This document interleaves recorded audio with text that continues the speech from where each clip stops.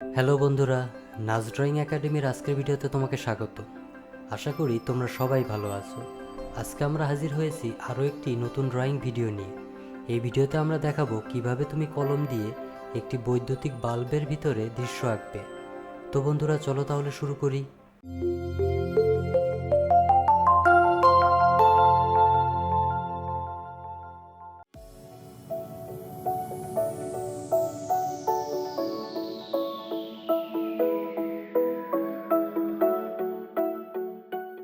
এই ড্রয়িংয়ের জন্য আমরা একটি সাদা কাগজ, পেন্সিল এবং কলম ব্যবহার করব। আমরা চেষ্টা করব তোমাদের সহজভাবে আঁকিয়ে দেখানো, যাতে তোমরা সহজেই আমাদের পদ্ধতিগুলো অনুসরণ করে কিভাবে কলম দিয়ে ড্রয়িং করতে হয় তা শিখে ফেলতে পারো। আশা করি ভিডিওটি তোমাদের অবশ্যই ভালো লাগবে এবং শেষ পর্যন্ত দেখবে। আর হ্যাঁ, লাইক, কমেন্ট এবং শেয়ার করতে ভুলো না। আর সাবস্ক্রাইব না করে থাকলে অবশ্যই সাবস্ক্রাইব করবে।